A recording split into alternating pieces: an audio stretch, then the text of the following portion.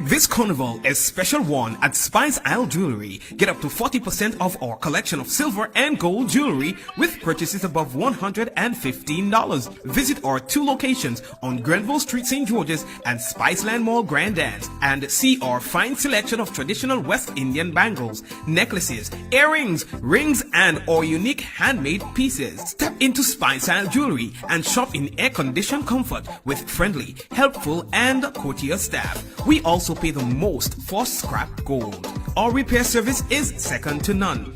Treat yourself or someone special with something special from Spice Isle Jewelry. Serving you since 1986. Call us on telephone number 440-3155 or 440-6648. Sale ends August 31st.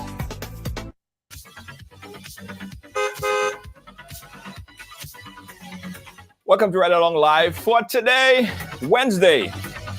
Are they like the horn? I had that specially installed, by the way. Hey, you can be ride along if you don't have a horn, right? Yeah, specially installed, guys. Tell you, this is upgrade stuff. Which other program that you know have a none?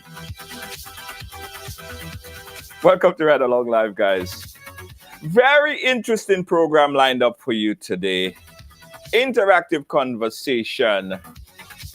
Everything right here. So as you guys come and go ahead and share up the thing right now, let me do the same. Share the thing, and as soon as you share, I want you to say, I share. Akeem, how you doing? As soon as you share, I want you to say, I share. Guys, Miss Daisy Hazzard is my guest today. And with all the conversations that have been happening around social media, there is a lot that we need to discuss. All right? So, Jackie, you share? Thank you so much for sharing, Jackie. Thank you. Jocelyn, big up yourself. Thank you so much. Oh, man, look how I messed up. I pressed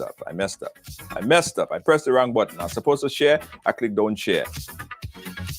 Yes. All right. Make sure everybody's shared up. Ernie, how you doing? One last. I got to share it all over, man. This is important stuff. Important conversation today. Mish, big up yourself. Thank you so much. I'm doing my best, guys. Camille, thank you so much for sharing. Big up yourself. Guys, after the last program that we had on Monday, right? My producers and them also installed another very important button. They installed another very important button, which I would find very useful. It's the, so if somebody says something, and even when the caller call in and they say something, I could just go, and so that don't go out on air. Tell you, man, this is a complete upgrade. Essential stuff. Essential stuff. Yes. All right. So let me go straight into it, guys. I was wasting time for you guys to share, but let's start the thing, right? Start the conversation. Now, Daisy Hazzard is serving her second term as the PRO of the Public Workers Union. You know, there have been many conversations over the past couple of days over the firing of a few individuals in Carriacou. The conversation, I mean, it become a very consuming conversation. We're hearing it from all over. Just as of a few days ago, the Attorney General took to social media and basically gave some information, some clarification on some of the things that is happening in Carriacou. Now, Daisy Hazzard is my guest today, to, as I said, to add some clarification and further understanding on the matter. Ms. Hazzard, how are you? Welcome to the ride. Good afternoon, Junior. Good afternoon to your audience. And thank you so very much for allowing me to be on your ride today. I do appreciate it. Absolutely. Absolutely.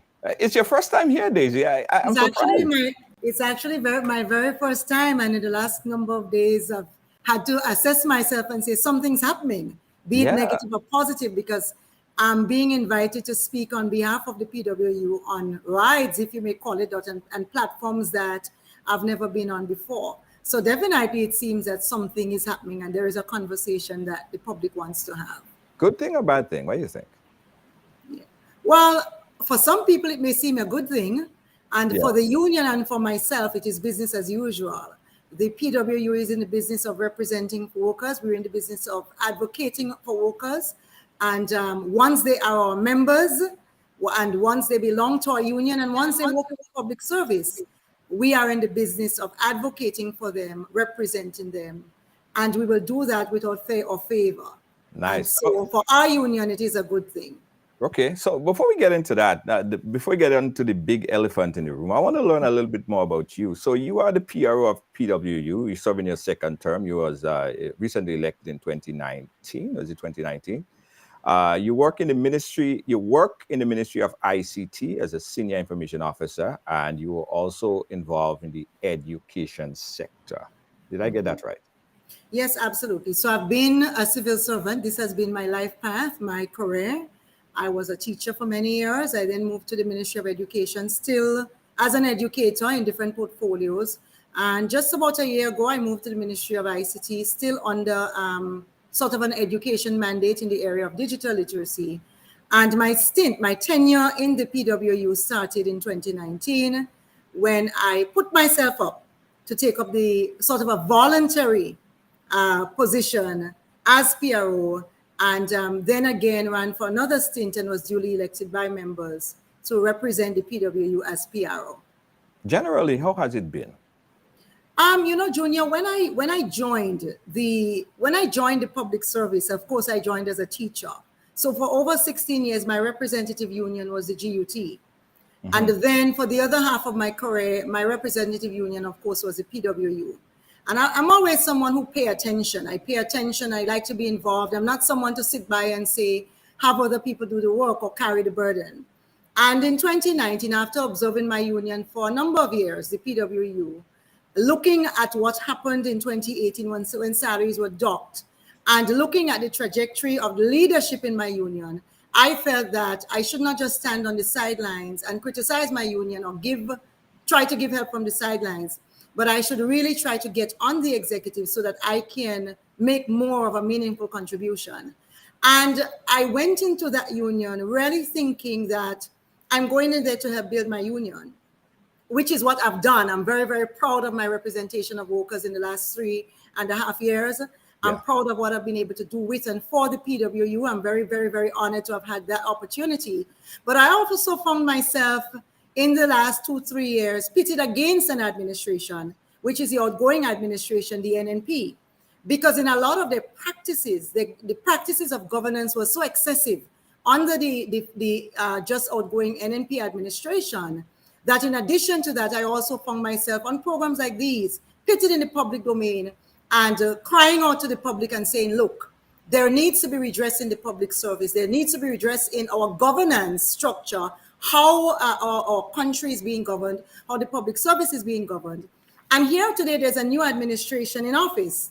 Yeah. And the very first time that the union opened its mouth to speak publicly about a matter that is unfolding with our workers that we felt the need to bring to the public domain, we are seeing that so many persons seem to be unhappy about it. Well, Junior, they will have to continue to be unhappy because as long as I am a member of the executive and as long as I am PRO, if there are matters to speak about concerning union and members, I will do so.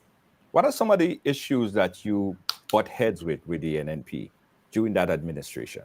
A lot of the issues surrounded many of our members in the service are acting. So throughout the service, we have what is called substantive positions.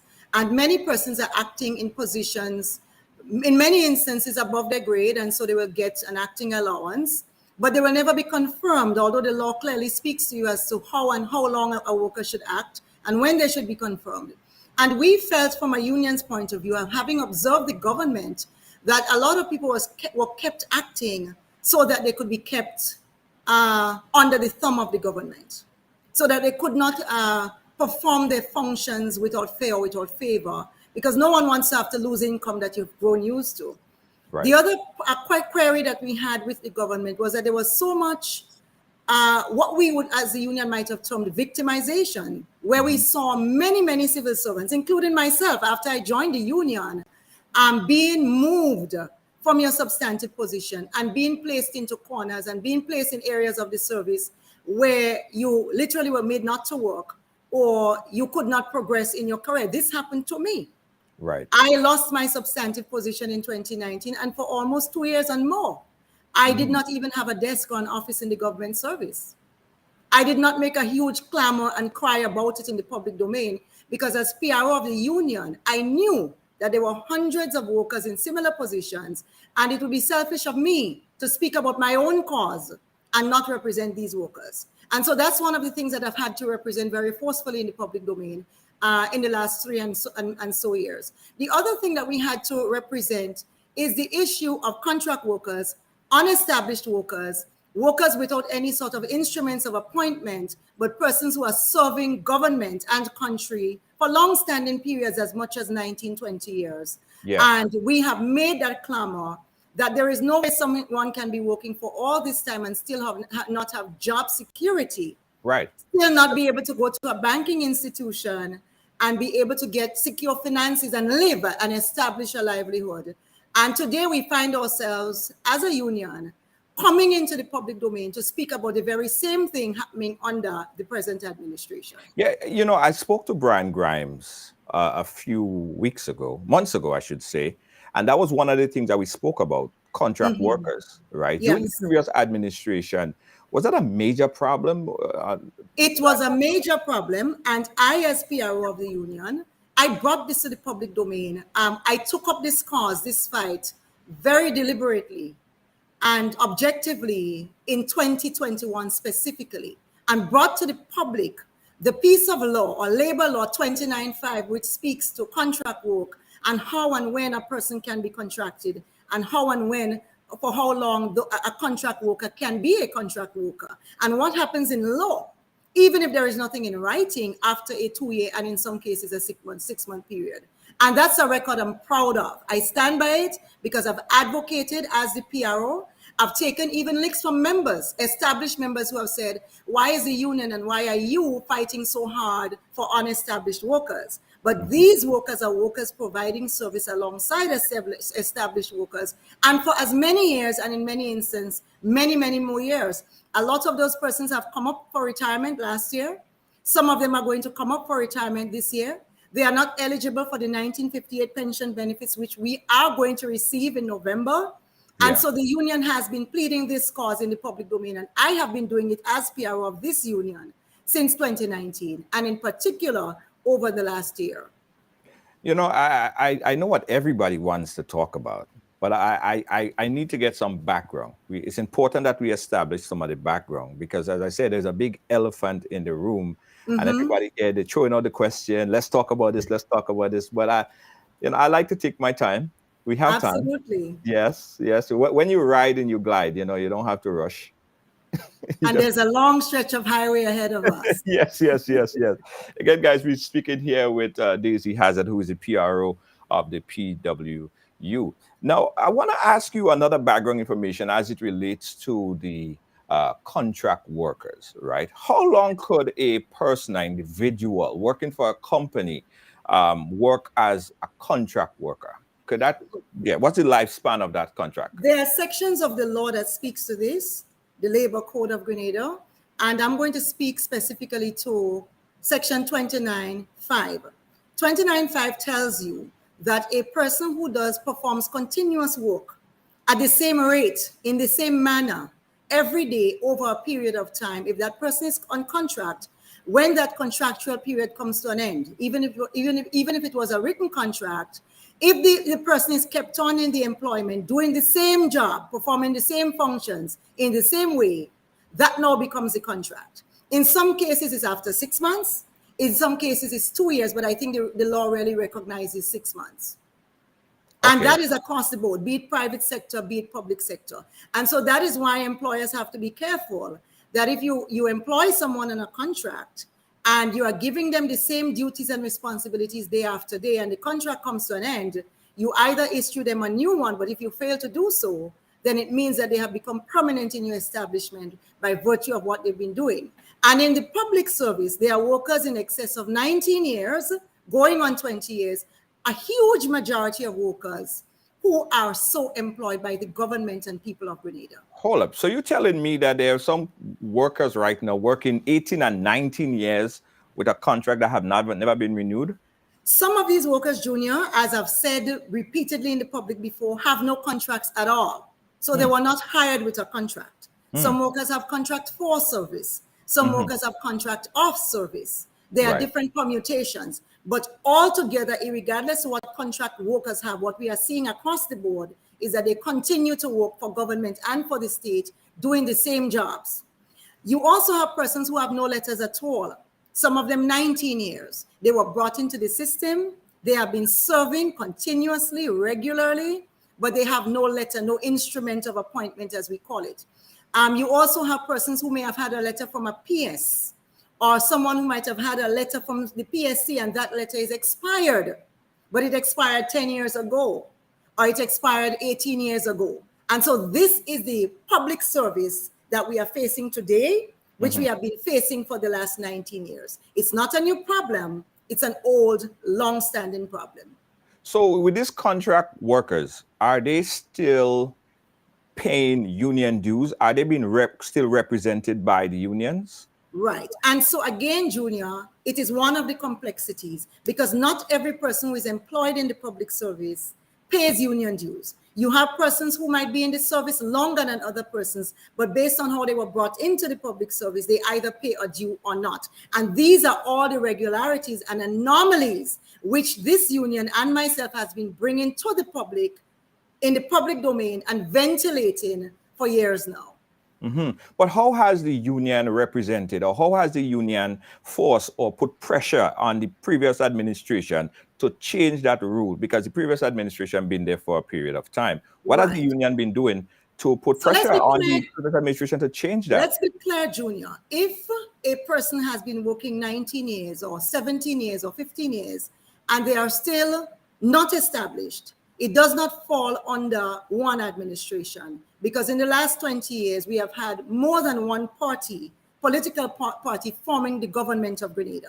Right. But we have had the NNP as a party forming the government for far longer periods than any other political party. And so if we had to say that there is an administration which did not seek to address the situation, it would be the NNP.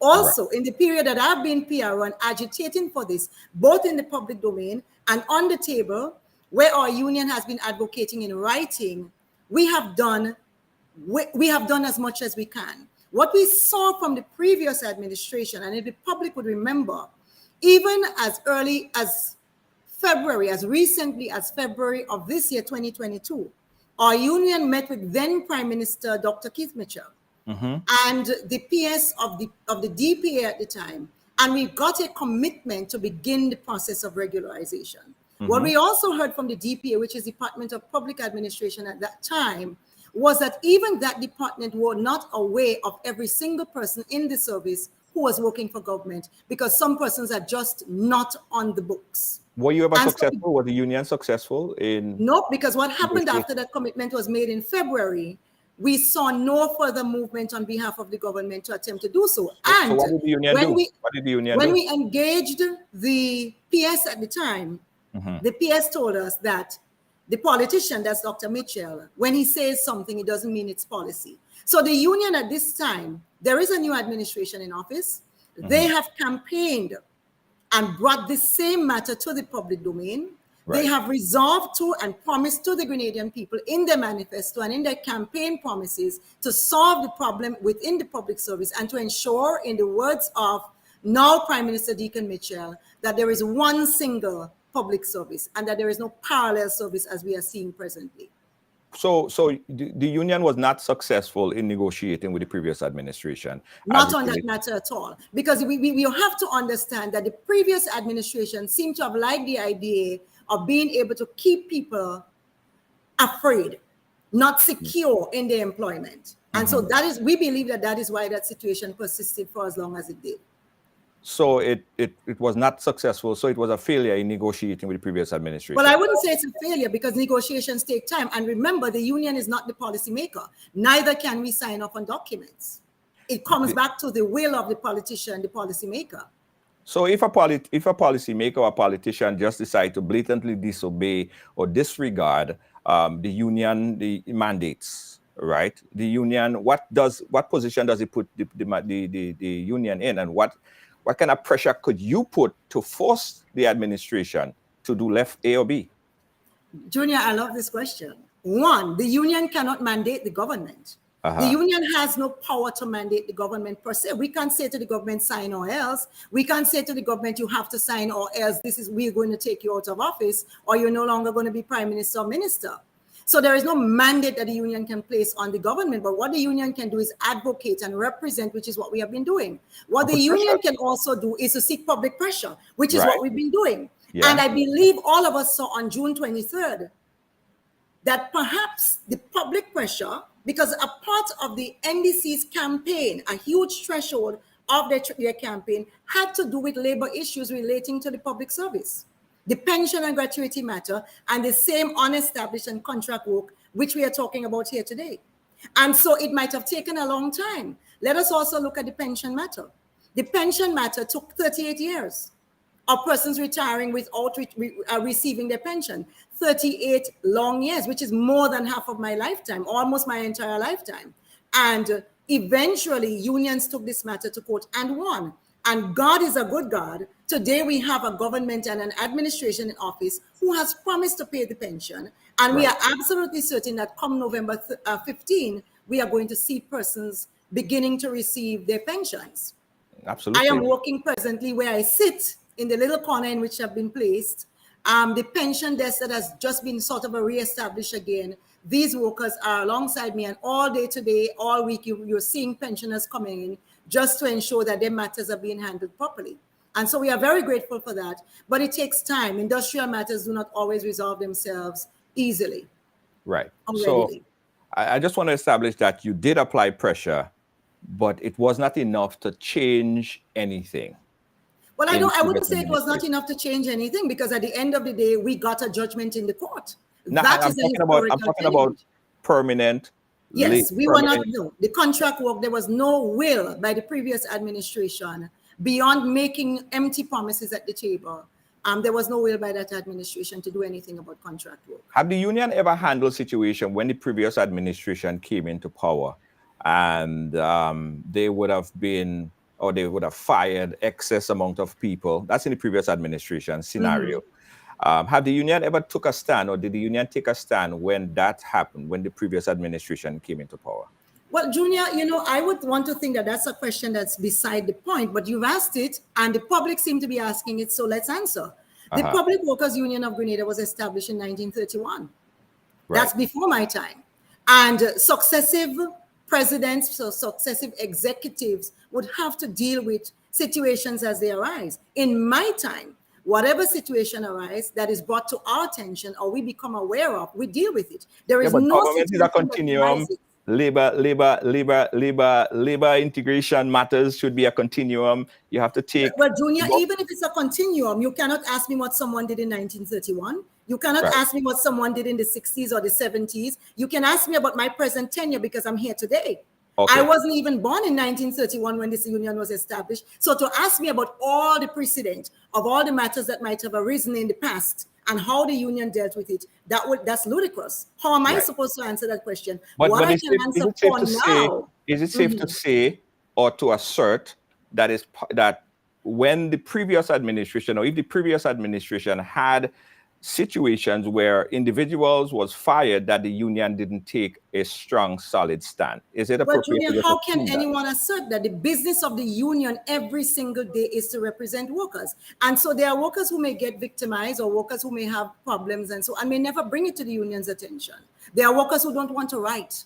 There are workers who are afraid to write. There are workers who are too timid. There are workers who prefer not to. Where we become aware of situations or where situations are brought to us, we deal with it. Many times workers come to us, even under the previous administration, and they will bring a matter. And you advise them, and then later on they tell you, my husband or my wife tell me don't bother. They might tell you, God is love, leave them to God. We see many, many, many instances like that. But where they are, so instance, this morning I became aware of someone saying, well, my wife in 2013, I think it was, where was the union then? And where was the union when this one and that one? Who are you asking? Are you asking me? I can account to you for 2019 to 2022. Right. But if you want to speak about 2013, the gentleman was speaking about a person who was also on the executive of the union at that time.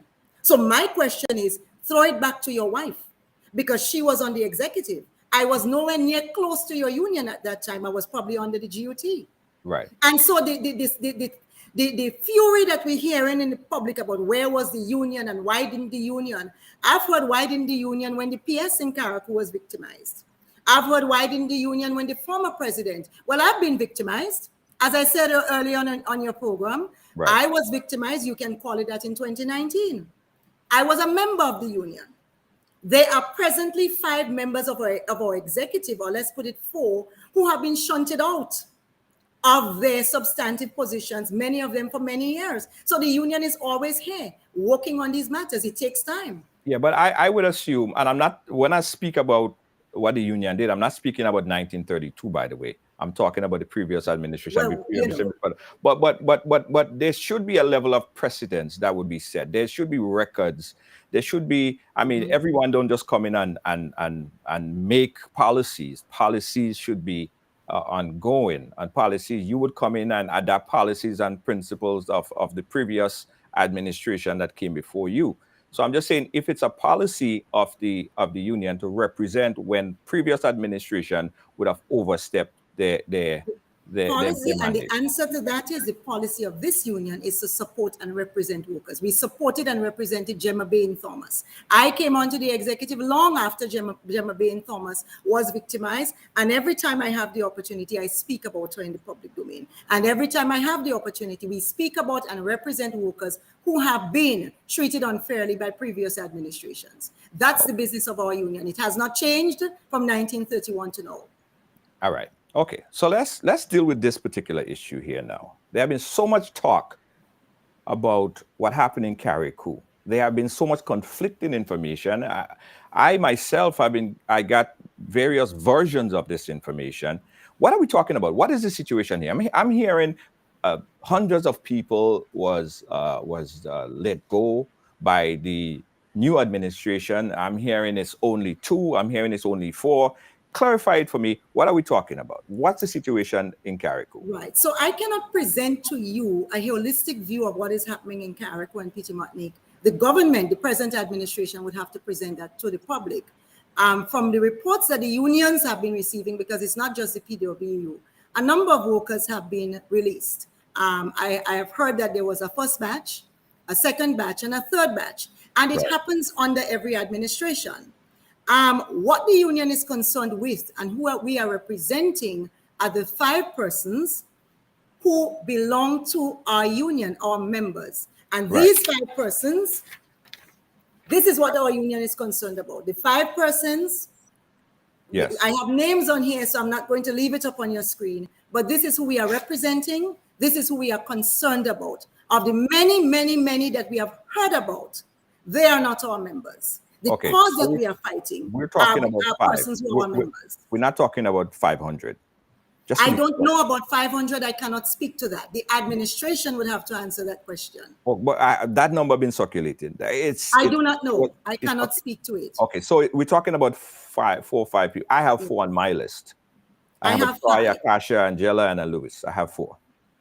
So these individuals were was removed or contract terminated, contract expired, and they lost their jobs, right?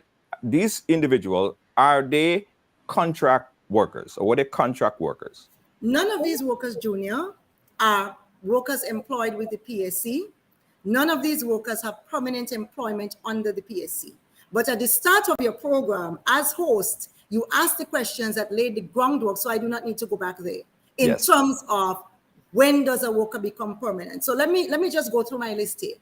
There is a geriatric assistant supervisor who has been working for 18 years with the government and people of Grenada. Yes. That lady is 54 years old. She's been working and providing service with the government and people of Grenada for 18 years. Many of your viewers may not want to hear it. I'm reading their comments because it's not the truth that they want to hear, but those are the facts. Whether your mind is made up and you don't want to hear the fact, that's a matter for you. But the PWU will present the facts as we know it. Another employee was dismissed. So the previous employee I spoke about, she was moved from being an assistant supervisor at a geriatric assistant supervisor, meaning she's providing care to elderly citizens, and she was moved to the as an agricultural worker in Limley. Limley is where farming is done. There is livestock production there as well. And her movement says as an agricultural worker. There is another one that was dismissed. That one has 15 years of service. There's another one that was also dismissed. She was given 1 month in lieu of vacation. So she accumulated vacation as much as 27 days, and she was given that much as well. I'm going to refer to my notes to tell you how long she was working. There's another one who was also terminated as of August 2nd, 2022. And another one with 13 years of employment with government, 13 years. That's a child in Form 2. Yeah. And when I say a child in Form 2, meaning a 13-year-old is a child in Form 2, August 2nd, 2022. None of these workers ever received disciplinary action. None of these workers were ever cited according to any rules and regulations for misconduct, be it for work, performance, or otherwise. These are our workers, and these are the persons we are representing. Now, I want to play back a quick interview that was done by the Attorney General and also Minister of Labor, as she made a, hold on. All right, let me make sure that doesn't happen again. Yeah, I want to play back this audio. Please go right ahead. Yes, let's take a listen to what was said by the Attorney General. Play it back right now. Thank you, Terry. Yes. Well, let me first say to the people of Grenada that in execution of my duties as Minister of Labor, only Friday, I had a very cordial, productive, and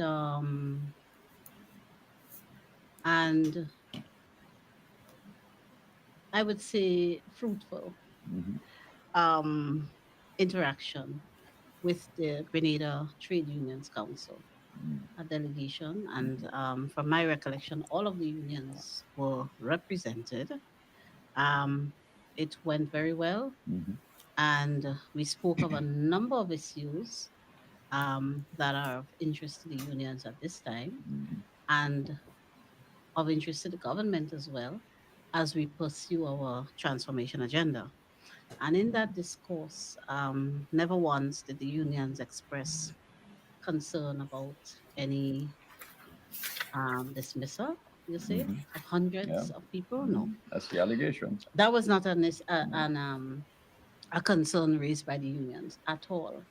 Um, and I can tell you right off the bat, there's absolutely no basis to those allegations. Okay. We have not sent home. We have not sent home anyone except, as I understand it, about 3 or 4 people in Carriacou, which I will get to, in terms of the circumstances under which the relationship between employee-employee relationship between them and the government was ended. But all of the people under the various programs of the previous administration, as we indicated on the campaign trail, they have been retained. Right. So I would really like to know where those allegations are coming from. Certainly not from the unions, from the trade union movement, because they were not raised with us, and certainly not from the workers, All right. because that did not happen. So, Mhm.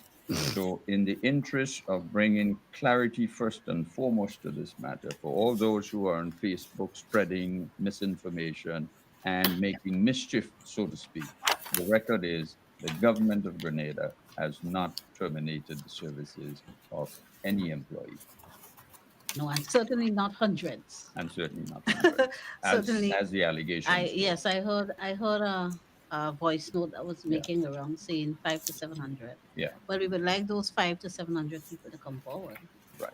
if they Absolutely. exist out there, because it's Absolutely. absolutely So, in other not words, true. mischief is Yes. afoot. Mischief, propaganda, they are afoot.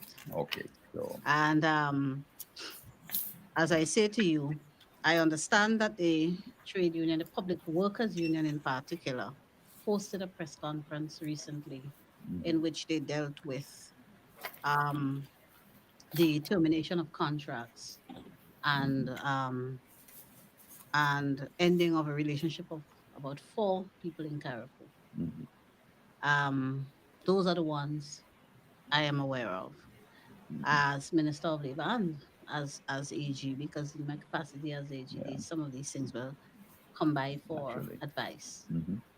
And as I understand it, in Carriacou, there are some people who immediately before the elections conducted themselves in a manner that breached the staff orders and the Public Service Commission regulation. And those 2 bits of regulations, they govern the conduct of public officers or people in the employ of the government of Grenada, and they govern the hiring and the termination of people in the employ So of the government just of to Grenada. bring about clarity, All right. So we'll come back to another piece of this interview there, because there was a lot that was said, and I know that you want to address some of the items that was mentioned there. But here's what we heard as far as a summary.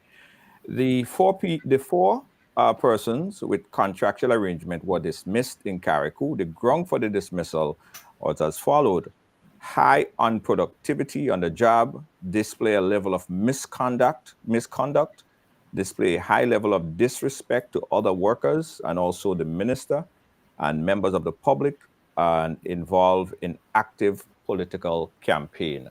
Would that be any grounds for dismissal as a contract worker?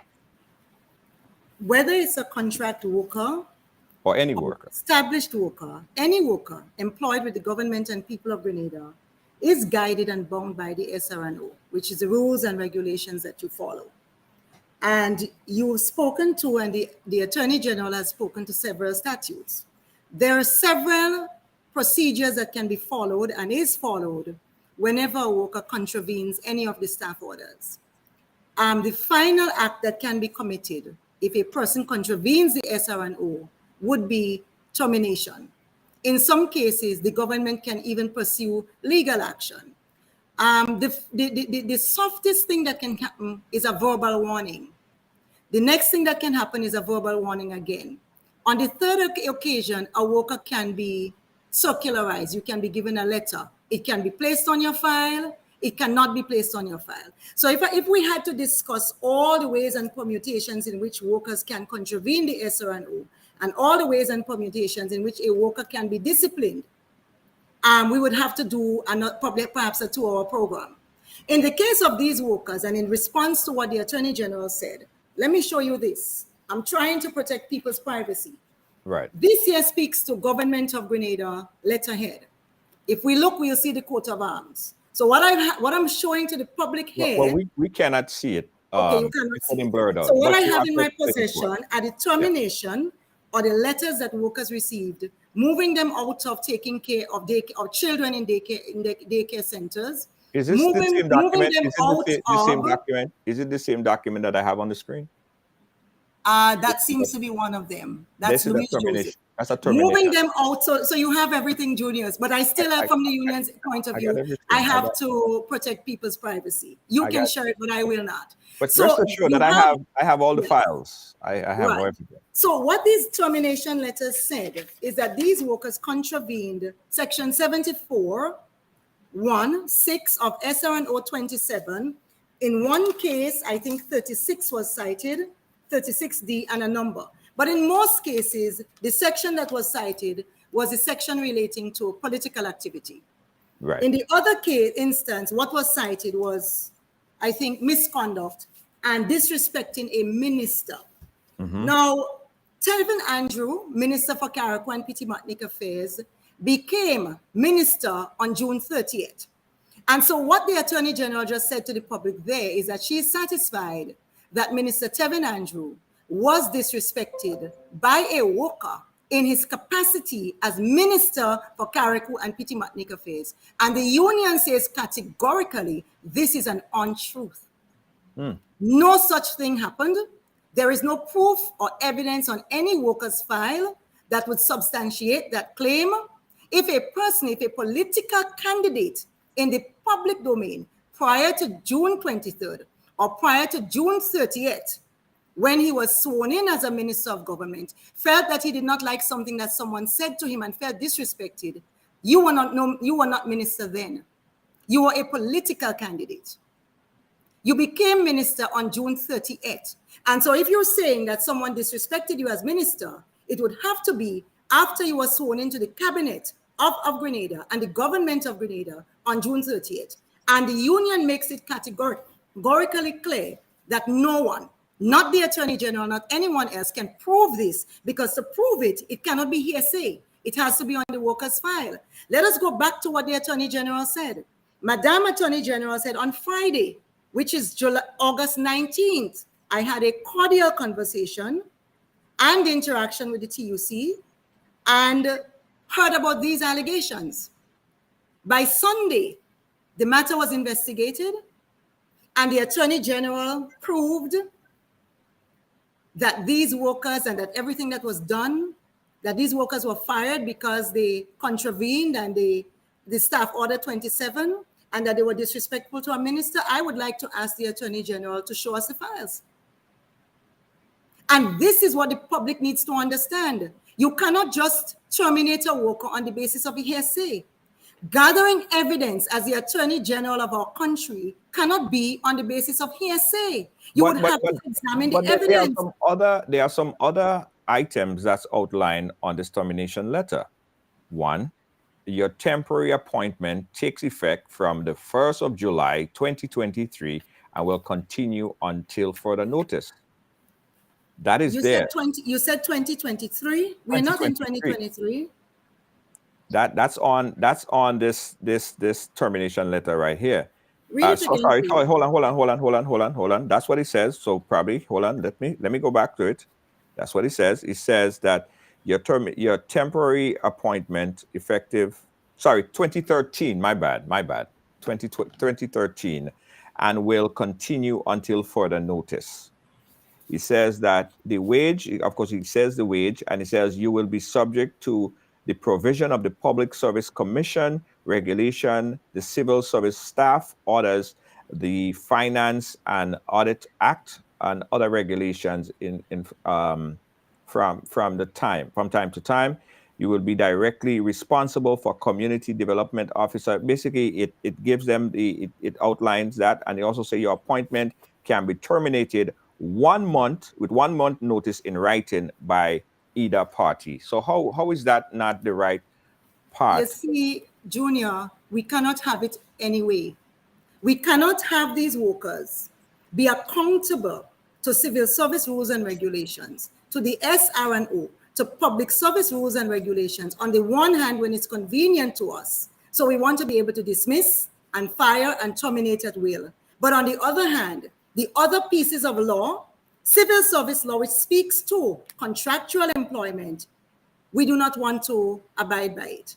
A worker cannot be temporary and on contract after having served all these years. It's the same SR&O. It's the same laws that speak to it. So you cannot, by virtue of the same laws and regulations, terminate the worker today when you have had them serving in excess of the period that the law stipulates that they can serve as a contract or temporary worker. It's as simple as that. So it's either we are abiding by the SR&O, we are abiding by the laws of Grenada in its full ambit, or we are cherry picking the ones that we would like to have abided by. We got a call on the line. Let's just take this quick call and we'll come back. We got a whole lot of questions coming in. Caller, you live? Yes. Caller, you there? Hi, good afternoon. Good afternoon. Yeah, hi. How are you doing? We got a lot. We got a yeah. Go ahead, caller. Go ahead. I want to commend the PWU. I think y'all are doing a fantastic job in representing the workers whose dues y'all are collecting. I want to clarify something with the listening audience. According to the Employment Act of Grenada, the law that deals with employment, employer and employers, it says that a worker who has representation such as a union, a bargaining unit, should not be treated with any prejudice when they go to the Ministry of Labor for assistance for things like these, which means whether the employee has a union such as the PWU, they are to be treated fairly when they go to the Ministry of Labor. Unfair dismissal, wrongful dismissal, whatever it is, according to the law, again, the Employment Act, they have within 3 months to see the Labor Commissioner. And this is something that has not been happening here in Grenada due to a lot of corruption, I would say, corrupt practices. Now, as it relates to Section 29.5, I want to again commend the union and other persons who have brought this to the attention of the listening public, that 29.5 could make a contract worker permanent, because this is what the law says. What I am very confused about is the fact that this is our law and we are paying persons in the public service to honor our laws. And now we have the union fighting for our laws to be acknowledged and honored. This is really a sad state, you know. And I want to encourage the people that the people need to take a stand and take time to read the laws and support the union. The union can only do so much. We have heard that Ms. Hazzard and everyone else in the union would say they do not have the authority to mandate the government to do anything. Whether they are breaking the laws or not, they are only able to advocate. And they need the people of Grenada, Carriacou, and Petit Martinique to assist with that. And we have to remember that the people are the ones who are going to benefit from this. The people are the workers. We are the workers. Now, what I am also confused about is that there was an interview with the president of the Public Workers Union and Mr. Ruggles Ferguson, the learned attorney who practices in Grenada and has been practicing.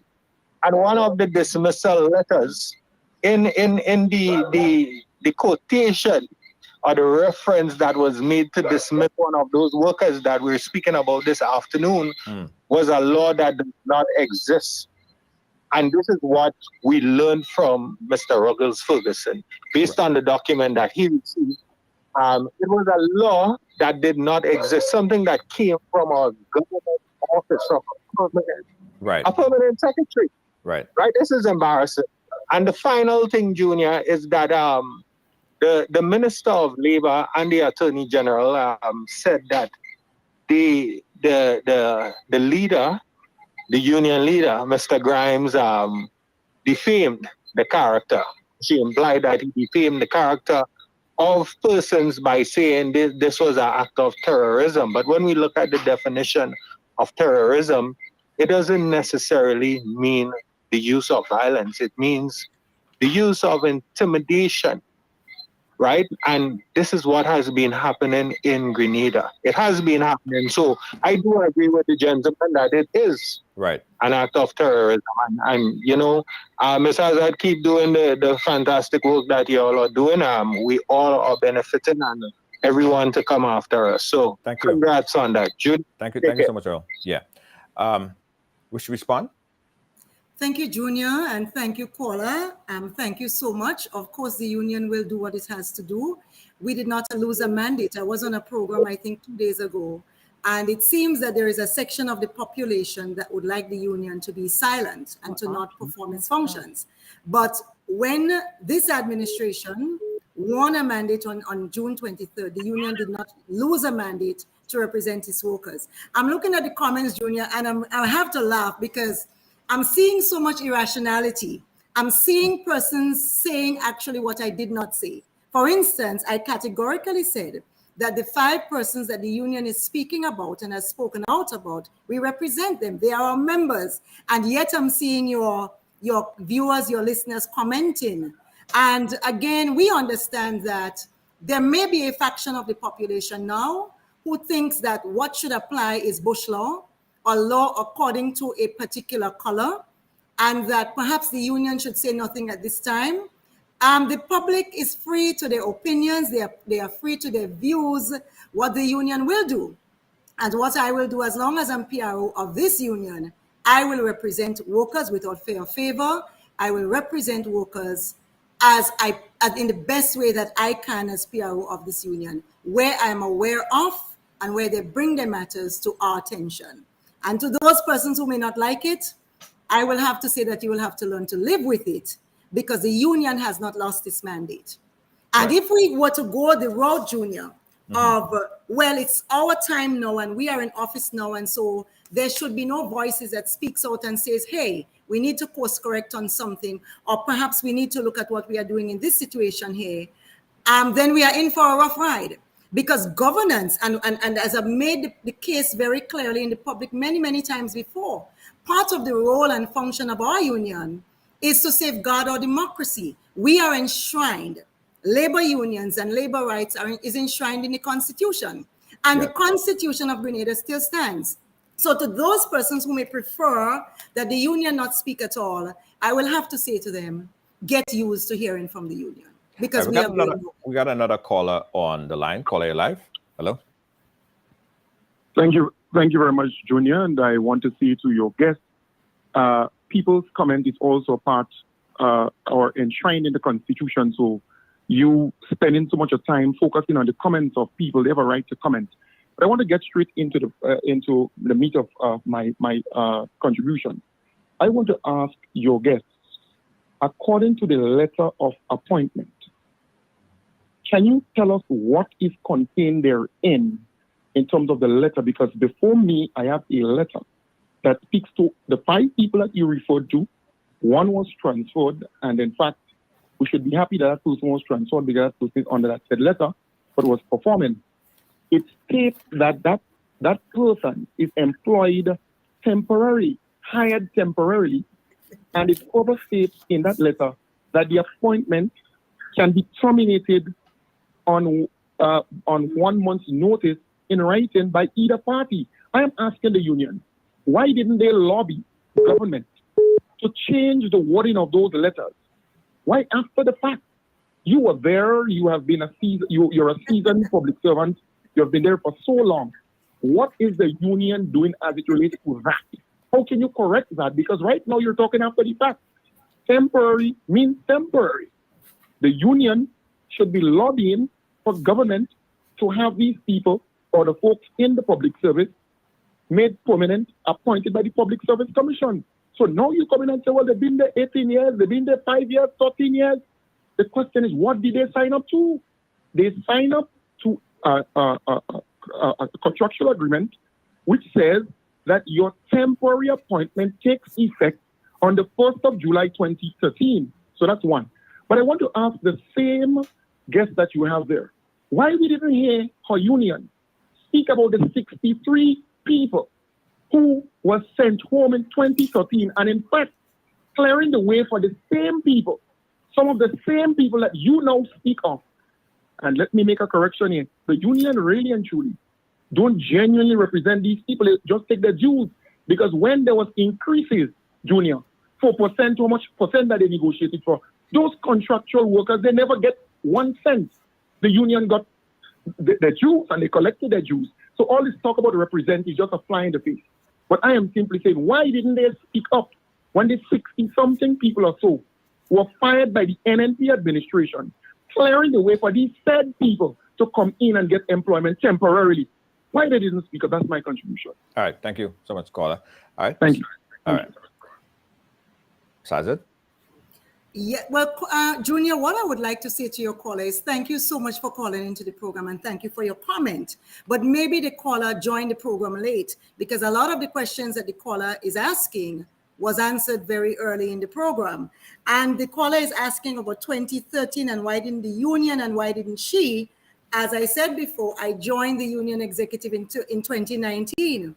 So, I mean, in my tenure as PRO of the Public Workers Union from 2019 to now, Junior, I must tell you, sometimes when I listen to the public, I think, Daisy Hazzard, you are far more powerful than you think, because it would seem that I am a messiah. It would seem that I am prophetic. It would seem that I can go before. So I am supposed to go back 18 years and advocate for a worker. I'm supposed to go back 15 years and ensure that a worker had or has a proper contract.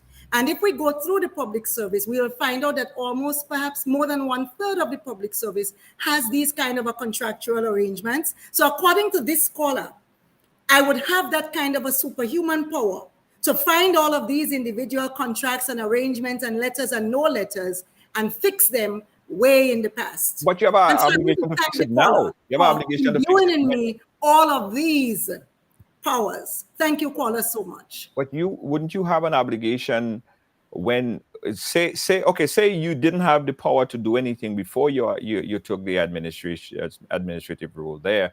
Now that you do have administrative role there, you have the power to fix it.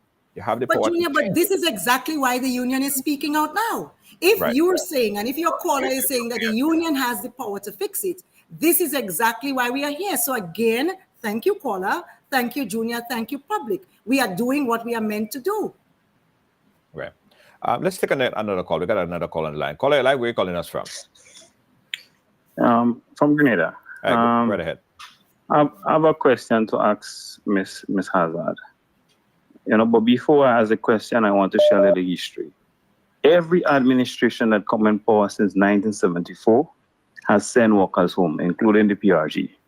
Now, the government is accused of victimization in that case here.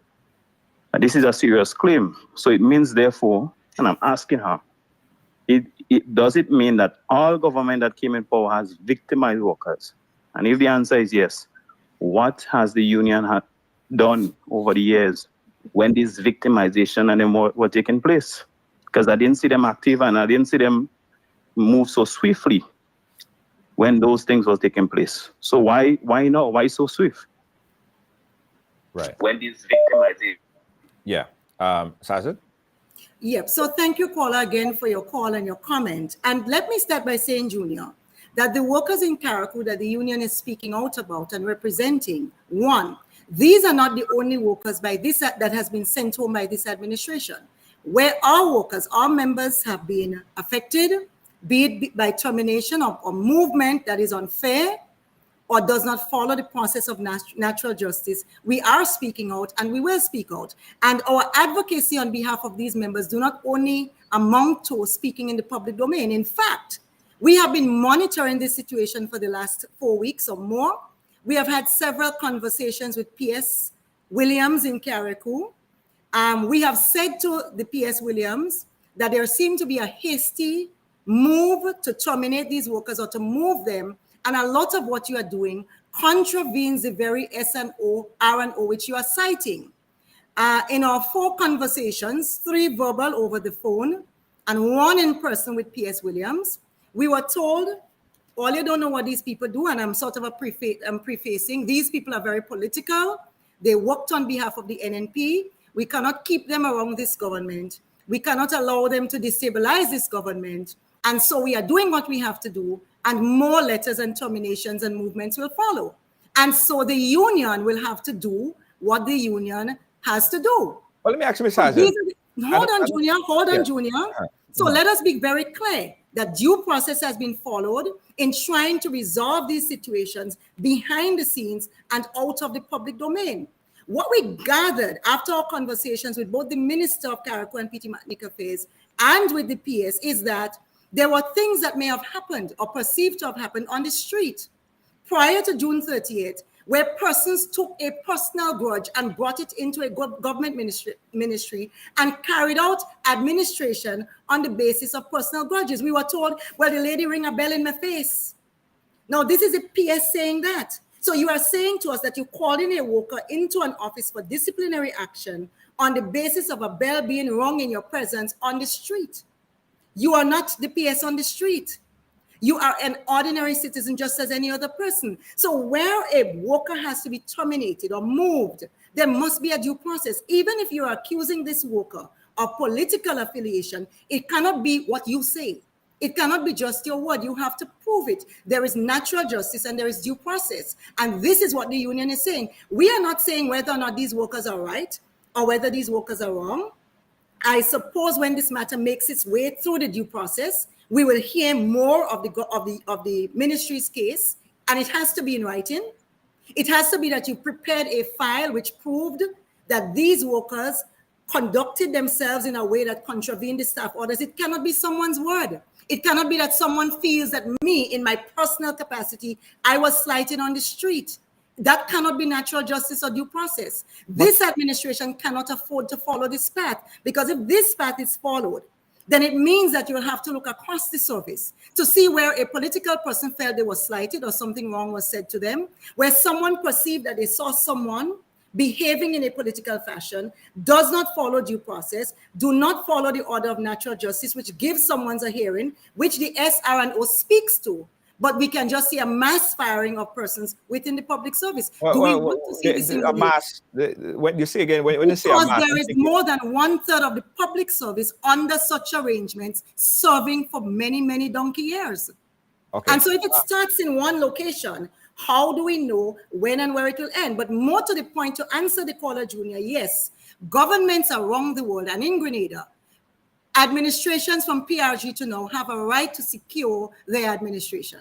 They have a right to ensure that they can put in place in sensitive and critical positions person who they believe will be carrying out and conducting themselves in a policy manner that fits into the policy directive that our policymakers, which would be our politicians, would follow. There are persons who have been sent on administrative leave, members of our unions, PSs, senior workers. There are persons who have been moved out of their substantive and placed in other ministries. The public has not heard us speak about that, because in many of those cases, we believe that the government is doing what it ought to do to secure its position. But we are seeing critical positions. The position of the accountant general still remains. That person was brought in under contract. Yeah, but let me just get one word in. Let me just get one word in really quick. I know there's a lot. Go ahead, please. Right? It is the norm. And it's very clear that we understand that it is a norm for administration that comes in, or incoming administration, to basically put people in position that would fit into their agenda. If, like, for instance, if the NDC is on a transformative agenda and there are people that's in position that doesn't conform to the transformation agenda, it is incumbent on them to make the appropriate move of that particular individual to fit into the agenda. Right. So and it is the norm, because we've seen it in previous administrations. So it's not something far-fetched from the regular. And another thing that you said there, I want clarification, where you said that a mass firing, and I think we cleared that up at the beginning, that it's not a mass firing. It's not 400-500 people. as best as we see here, is 4 people. So when you say mass firing, it's kind of leading to believe that there are so many people that have been fired. So just to confirm again, we are speaking about 5 or 4 people, correct? And just to correct you, Junior, I did not say that we saw a mass firing. As I said very clearly throughout this program from start to finish, our union is representing 5 workers. If a mass of persons have been fired, we cannot speak to them. We do not know about them. They are not our members. What we're saying is that the precedent that we see being set in Carriacou and Petit Martinique, are we expecting to see that precedent followed across the Tri-Island state and throughout the public service? Because more than 1/3 of the service is working long-term under the same arrangements under which these workers were terminated or moved. Simple. That's what we're saying. It's 1, 2, 3, ABC. Are we supposed to expect that? Is it going to happen? And this is why the union is asking of this administration, if you're starting there without following due process, without following natural justice, where will it end? You made the point, and we're going to make the point again. Many civil servants have been moved, senior positions, many persons have been placed on administrative leave. We are aware of it. None of these persons have come to the union, but we know. We are aware of what's happening with our members. In many cases, we agree with the administration. Persons expose themselves.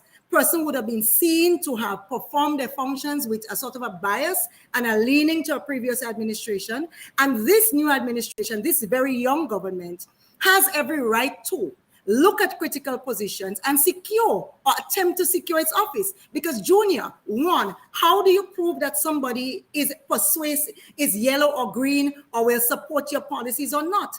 They've only been in office 2 months.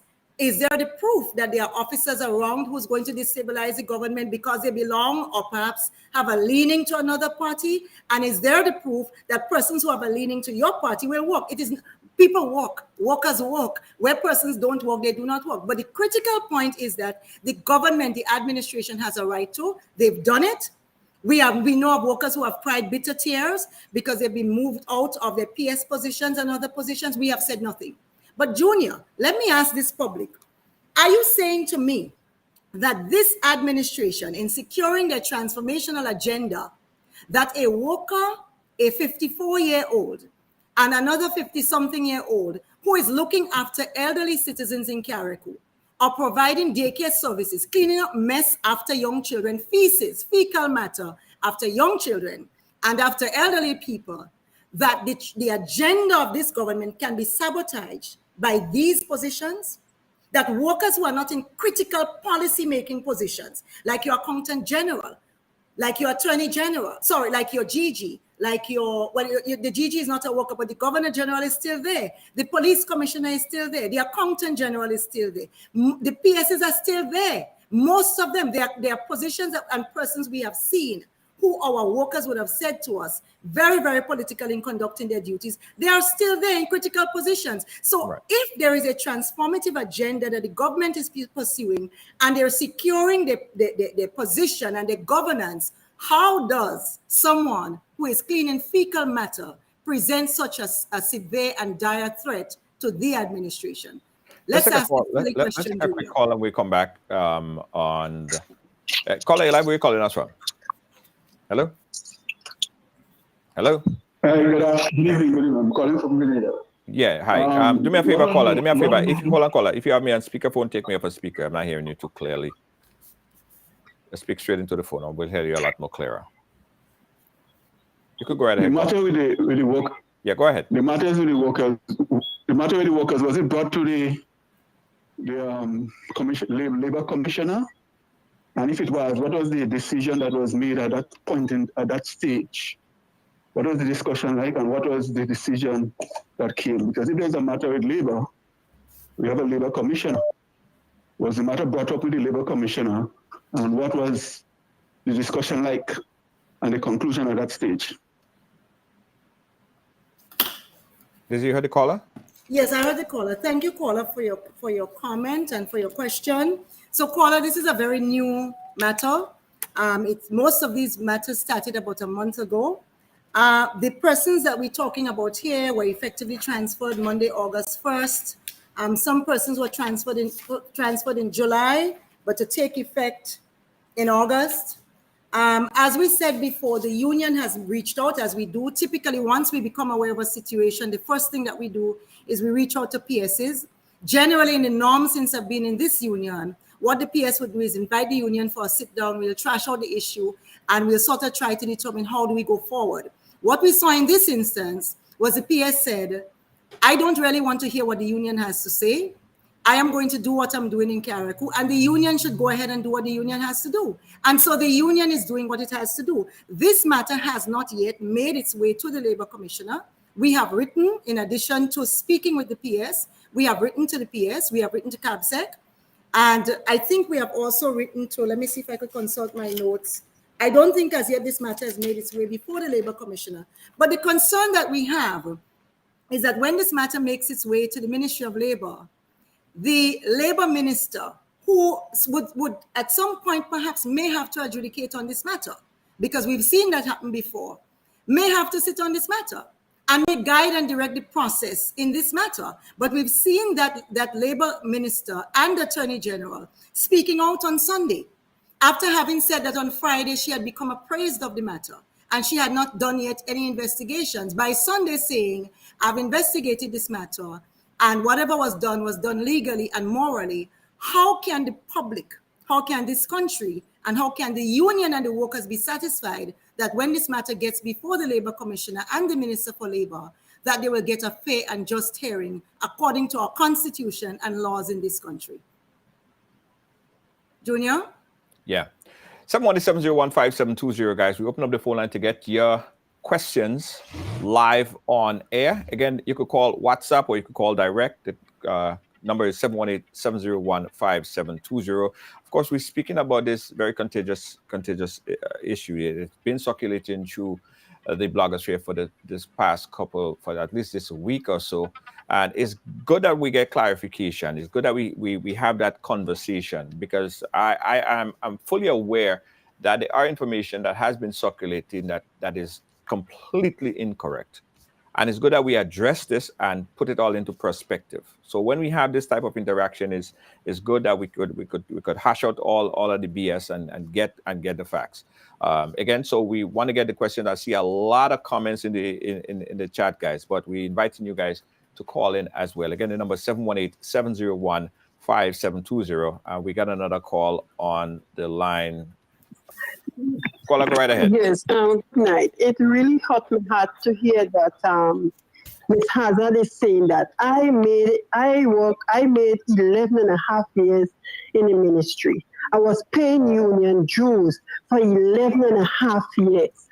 They told me Thursday morning I went down to work. I was handed with a letter of termination. I had 3 children in school. I just took a mortgage from the Co-op Bank to build a house. When I went to the union, the same union, they tell me they cannot do anything for me. So it's so sad, and it hurt my heart to see and to hear Ms. Hazzard is speaking out now. And I know that I was politically hired, and I had the very same letter that person had.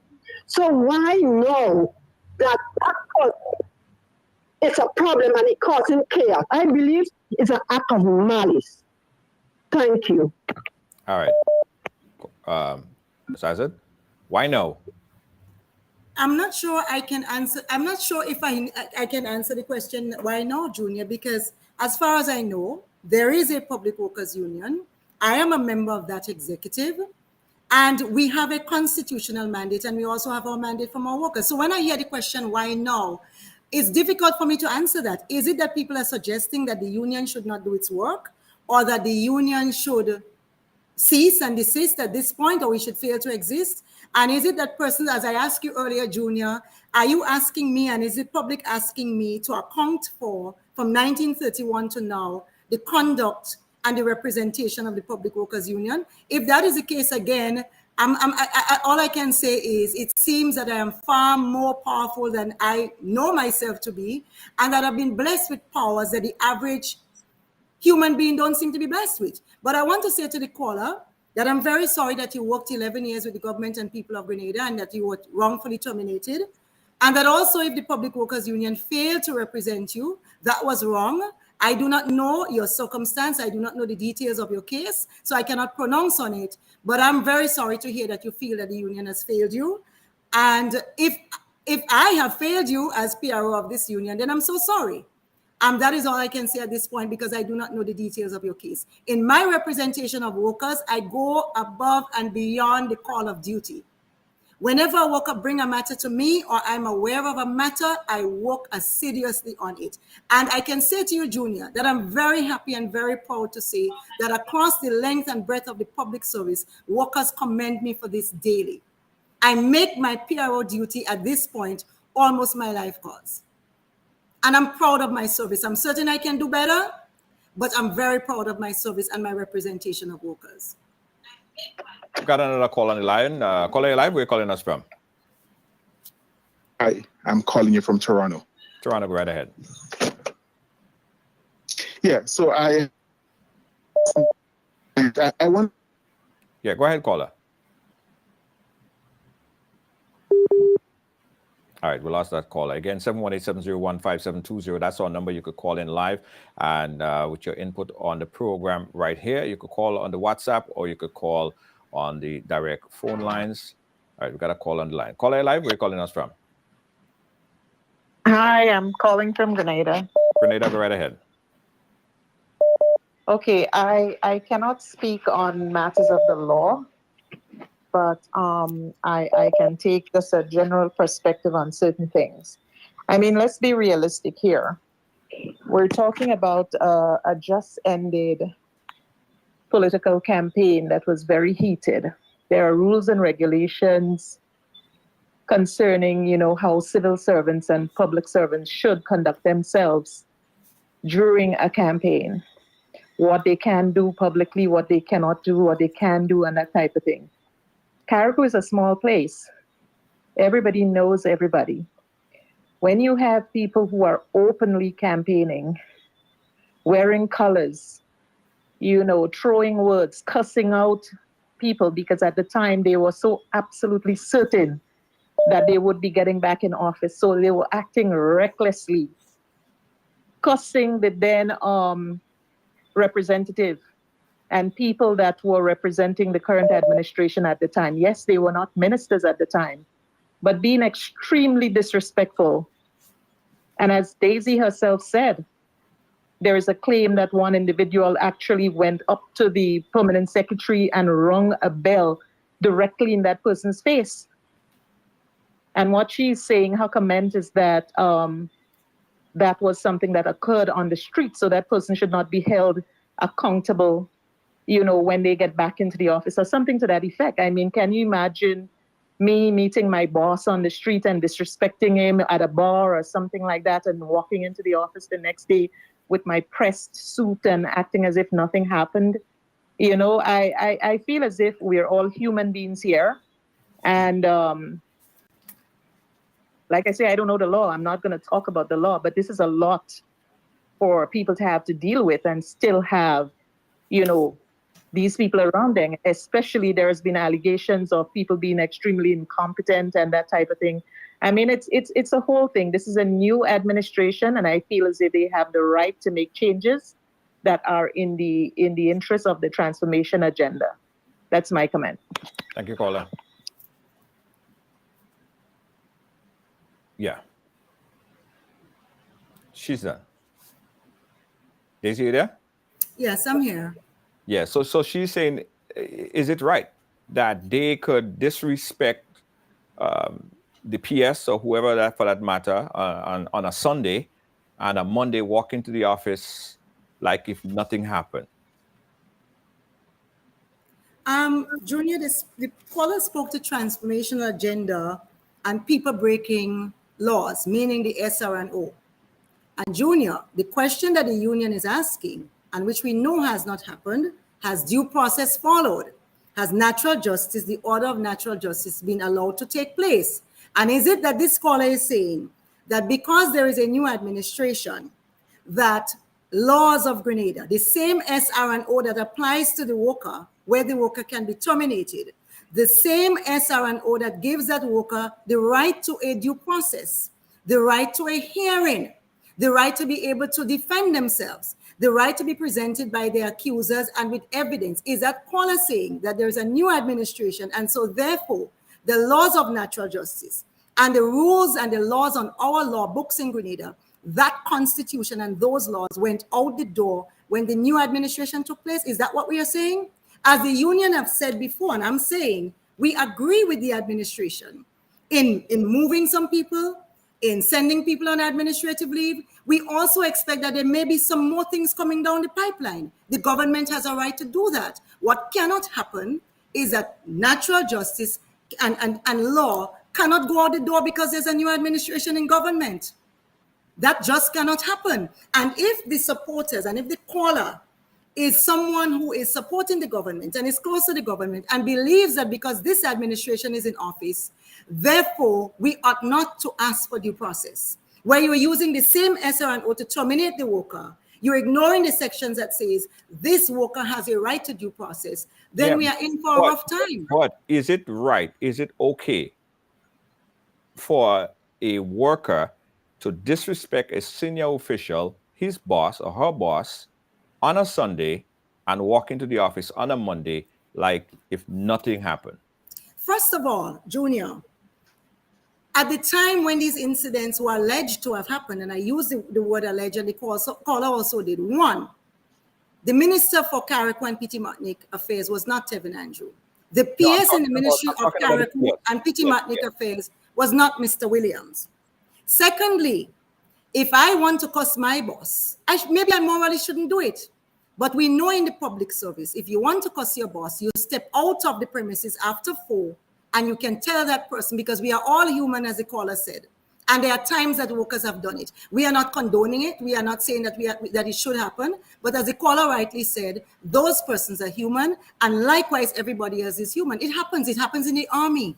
It happens everywhere. You want to say something to your boss, you step out after work. You may speak to your boss in the office, but when you meet he or she on the street, you're not obligated to even say good morning. There is no law that asks you to do that. We are not supporting and condoning any wrongdoing on the part of workers, Junior. All we are saying is natural justice and the laws of Grenada must be allowed to function. And the same SRNO which terminates the worker or moves them, the same process that allows that should also give the workers due process. And if we are saying that under this administration, we ought not to follow law and order, rules do not matter in our country, then we are in for a rough ride. And I really do not believe that this is the intent of this administration, nor the Prime Minister of this country, because the principles on which our Prime Minister campaigned was the principles of no victimization, was saying that no worker would lose their job, was saying that there will be one public service, and the issue of contract and unestablished work, we are going to clean this up.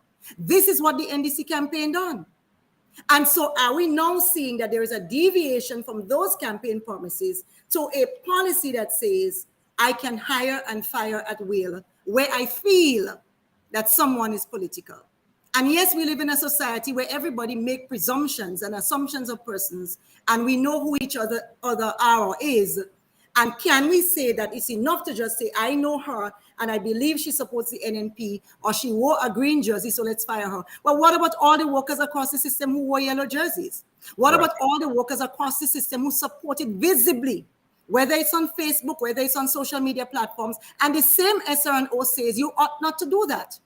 And so are we saying that it was acceptable and is acceptable for persons who support this administration to have come out in the public, visibly and openly supporting them with colors, but it was not acceptable for someone because they were on the green side? Are we following natural justice, or is it that it's vengeance for anybody who we believe may have been a supporter of the Green Party, but it's acceptable for persons who are supporters of this party? Is it a country we are forming? Is it a state? Are we protecting a democracy? Are we serving a democracy? Or are we going along the lines, well, when one party is in color, it's a law according to them. And when another party is in office, sorry, I meant office when I said color, it's a law according to them. And all this union is saying is, we have a mandate to, this is the premise on which we function, to advocate for and defend and support our workers, and we will do so. Let's take another call. We got another caller on the line. Caller live. Where you calling us from? We have exactly 5 more minutes, and we have to wrap it up. So let's make your comment So sort of brief. I'm going to be really quick. Yes. Because I was disconnected earlier, calling from Toronto. Yes. I really, again, Ms. Hazzard, thank you for sharing some light on this. And I think one of the things that I'm hearing, and I wanted to sort of bring to light, is that we're not the person that were being accused of ringing the bell in their face. They were not the PM at the time. The PS at the time. The minister was not the minister of the time. So I think it's really important. What I'm hearing, and I know the PM very well, and I know that he will not stand for that. So I really think that this needs to go back in the boardroom of the union and the government to discuss, and it should not be part of the public opinion. However, I am concerned that the Minister of Labor and the Attorney General have already done their investigation and already come to a conclusion. So I think it's really important that, the PM sort of pull his cabinet into line and say, you know what, this is when you're going to speak, because this is literally interfering with process, if you ask me right now. All right, caller. Thank you so much for your input. Guys, again, we are already a little bit over time. I also wanted to talk about the TAMCC issue, but if you could just give us at least 5 more minutes, Ms. Hazzard, because it's just so much calls and so much on people are trying to get their points in. Caller live, where are you calling us from? Hello? I'm sorry, I did not hear you. All right, we lost that caller. Again, 718-701-5720. You could call in live on air, WhatsApp, or you could call in direct. 718-701-5720. While we wait on the call, I got to do this, guys. We haven't taken a commercial break. I'll take it after this call.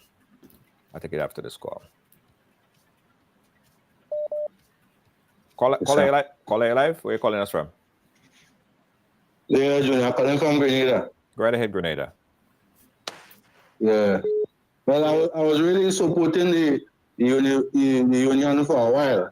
Uh-huh. But then I realized that she have a political agenda. So really and truly, really not going anywhere. Thank you. Okay. You have a political agenda? Junior, I'm just going to smile. The Public Workers Union supports workers. We defend workers. We stand by our workers. We advocate for them. I have done so as PRO for the last 3 years under the NNP administration. My workers who I represent have commended me and said to me, Ms. Hazzard, thank you for your representation of us and ventilating our issues. And I will continue to do so under this administration. All right, got another call. I do not know about political agendas. I can't speak to that. Hello. All right, take a next call. Caller live, where are you calling us from? I'm calling from Brooklyn. Brooklyn, New York. Go right ahead. Yes, so what I got to say to them, because I just think like there is so much noise, and a prime minister have a right to dissolve any cabinet that was former cabinet and bring in his own cabinet.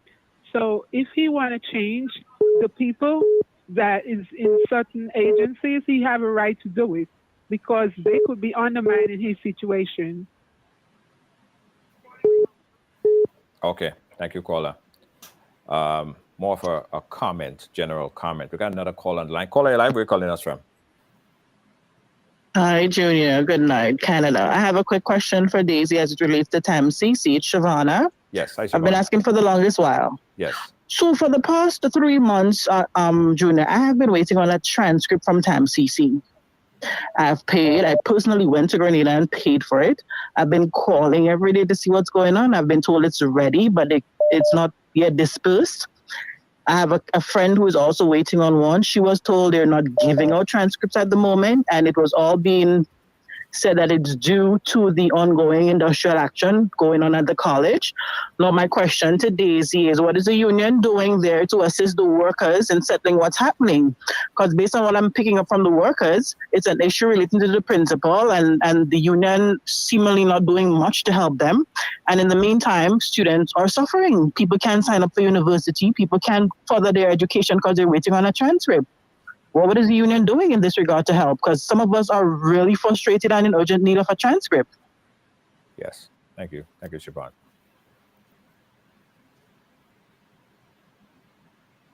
Yeah, Daisy, what is the union? Thank you, Junior, and thank you, Paula. And Paula, you're asking questions to the union that rightfully perhaps you should be addressing to the administration, because we do not govern the TAMCC. What we do is represent. Yes, Junior, I'm here.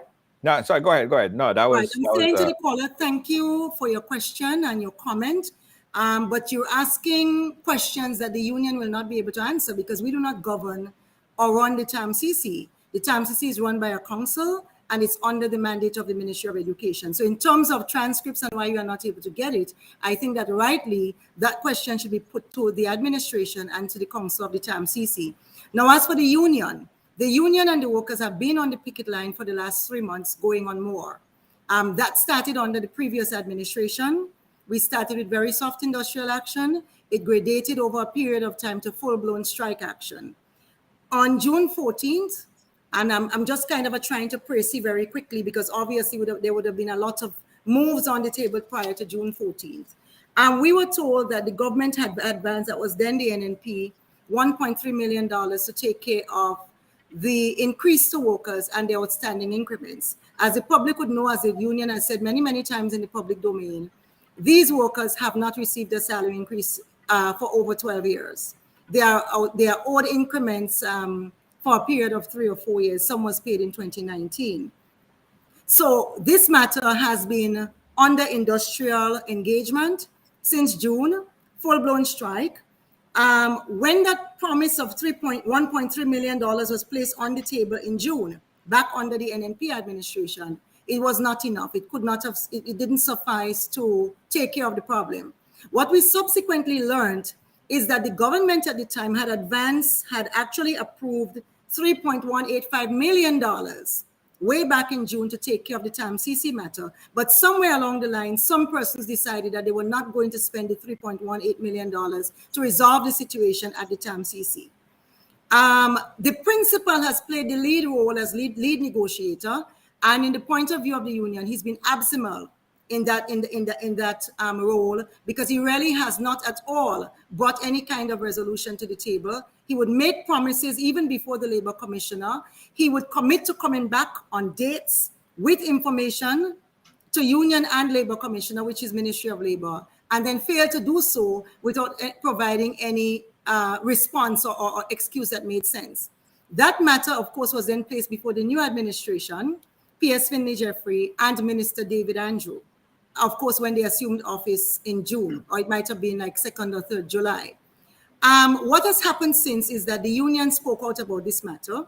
And after speaking out about it, because we've been delaying speaking, we did not want to come out in the public domain very early in the term of an administration to ventilate any industrial matter. But it has been 2 months almost. Well, actually, it's 2 months now. Last Thursday, when we spoke about this matter, it was shy of 2 months by a couple of days. And knowing that the money has been placed on the table since June, the question is, what is taking the administration and the Ministry of Education and the college so long to resolve this matter? However, we would have heard from P.S. Finley Jeffrey, I'm trying to pull up a message that I have from him here, that a council has been instituted, and that council will meet on Friday. They were due to meet today. Today is Wednesday, but they didn't meet. That council is due to meet on Friday. That council will take over that industrial situation from the total power of the principal. And we are expecting our workers to be paid. There is that commitment on the table. And so we believe that the situation with TAMCC should resolve itself within the next couple of days. Also, we are very, very sorry that persons and students have had difficulty registering or receiving their transcripts. The union does not have sway over that. But we are appealing to the administration and the government. We have their commitment on the table to resolve it within the next couple of days properly.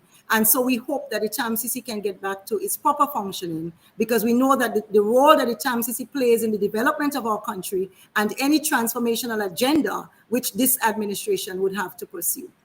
I think we have a follow-up. Yeah, I think we have a follow-up by Siobhan. Siobhan?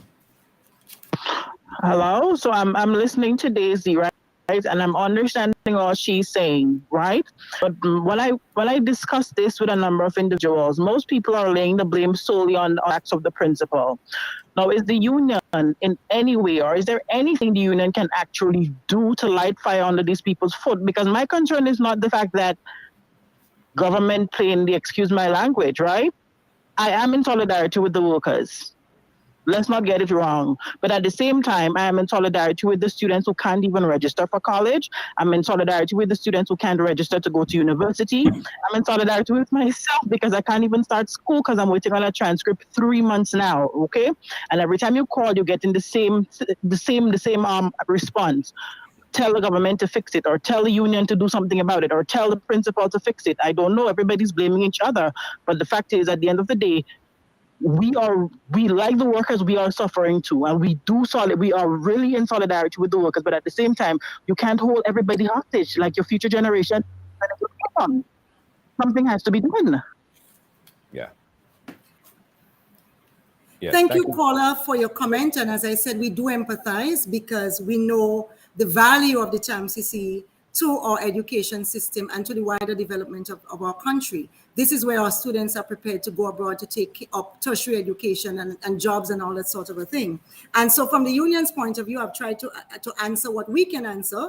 We cannot pay the workers. That is up to the Ministry of Education and the TAMCC Council.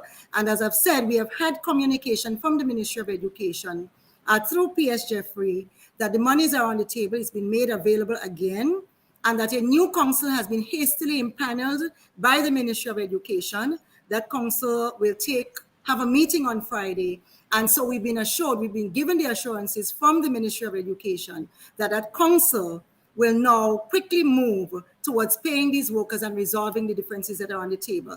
Everything is not going to get resolved, but we are really hopeful that certainly the council and the administration will ensure that in the swiftest possible time, the situation is resolved. And you know, the caller made a point, lighting fire under someone. And the someone that we had to light fire under was this administration. And this is what we did on Thursday last week, because the TAMCC matter has been left to prolong for too long. This administration has been in government for 2 months. And as I said before, when they came into office, they already made the provision of $3.185 million in place, prepared by the previous administration to resolve the TAMCC matter. They've topped it up so that for this year, we are not going to have a problem at all. But it took too long. And so this is why, as the caller said, light a fire under somebody. The somebody had to be the administration. And this is why we came to the public. Thank you very much last Thursday. Got another caller, and that might be our final call. Caller live? Yes, hello? Yeah, hi. Oh, I'm calling from Canada. Canada, go right ahead. Okay. I understand what she's saying also, but to me, I just feel like everybody needs to work together back home and get sorted out instead of blaming each other, putting blames here and putting blames there. That's the issue with our little country. Nobody's trying to step up and trying to figure out how to fix situations and how to, like, it's as in the workplace, as she's talking about, nothing can happen. I'm in Canada. There's no way I can go up to my boss and disrespect him and expect to go to work the next day. Doesn't matter what union I'm in. Sometimes you sign a contract, and when you sign something, you are responsible for your own self. That's how I say it. You're responsible to make sure whatever you sign, whatever you put on paper, that you're supposed to follow it. Yes, the union have the right to put up for you, but you also have to take the responsibility too. They may fire the person on the spot and may not give them the chance. Who knows? But at the end of the day, as a worker, you have to be responsible for where you're working. You are responsible for that. And people need, and in Grenada I'm in Canada and I listen to a lot of the stuff that's been going on, and I feel like a lot of people just need to more work together and stop working against each other. Right. Thank you, caller. You know? Thank you. Thank you for your input. Junior, perhaps the caller was not listening. So let me clarify again. No worker went up to no boss and disrespected any boss. The PS in the Ministry of Carriacou and PT Martinique Affairs today was not the PS when he alleged that he was disrespected. Neither was the Minister for Carriacou and PT Martinique Affairs when he alleged he was disrespected. Neither was he the minister. So no, and it has not been proved. There is nothing on any workers' file that proves a case that followed natural justice that says, I was disrespected. But even then, that person was not the minister, neither were they the PS or the boss. We have, I mean, I don't know how much clearer I can say it, but the public knows dates. And so we can look to see when that person became the minister and when that person became the PS and when they alleged that they were disrespected. If it's on the workers' file, it will come out in the due process when it gets before the Ministry for Labor or anything like that. But we have not seen any evidence of that. No such evidence was provided. On the question of working together, this is what this union in the last several months went out in the public to see, that we need an administration who will work for everybody in the state of Grenada, that we deserve an administration that's going to heal the public service and create one public service, that we would like to see some kind of a change to what we saw before, which was a 15-seat majority government, 2 successive terms that were acting excessively in government. I personally, as PRO, have done countless media outings in the last several months, not just January to now, but all of last year, saying to this public, when we go out to vote, let us vote sensibly and let us vote so that we can heal this public service, that we can bring back balance to our democracy, so that we can begin to work together as a people and heal this nation, because this nation needs healing. And if we are saying now that there is a new administration in town, and so therefore anything goes once it satisfies persons who support that administration, I don't know that healing can take place. But this is what our union went out in the public, that I went out in the public to preach and to advocate for. And we are looking forward as a union to working with this administration, to fixing all of these chronic and long-standing issues in the public service, and to bringing back some healing and some balance to our country, so that we are not so divided up along political lines that everything becomes a question of yellow or green, but really as a people, we are advocating for our country and working to build this great state of Grenada, Carriacou, and PT Martinique. Absolutely, absolutely. I promise I was the last call, but this is the final one. I promise you. This is it. This is it, Daisy. All right, caller, you're the final caller. Hello? Thank you. Hi, Junior. Good night. Daisy, good night. I have 2 questions for you. One, I want to find out if the PS wasn't a PS before, or if the person just become a PS. That's one of the questions, and I want the answer clearly, yes or no. The next one is, what's about the people that had been working, spraying their hands in school and didn't get no salary? Did the union investigate and find out why? Because it's workers' rights you're fighting for workers. Did the union go to find the companies they were working with to find out why these people not getting the salary?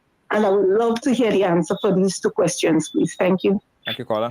Thank you. Absolutely, caller. Let me answer your question. That to the best of my knowledge, Mr. Javan Williams has been appointed as PS for several years. I do not know the permutations of his appointment. I don't know whether he's a permanently appointed PS or whether he might have been a PS acting on assignment. What I do know is that prior to July, he was not the PS for the Ministry of Carriacou and PT Martinique Affairs. And caller, I want to say to you, if we are to look to the letter of the law and of the SR&O, the SR&O does not only speak to 27, but it speaks to persons conducting themselves in other employments that conflict or compete with the employment that they are in with the government of Grenada.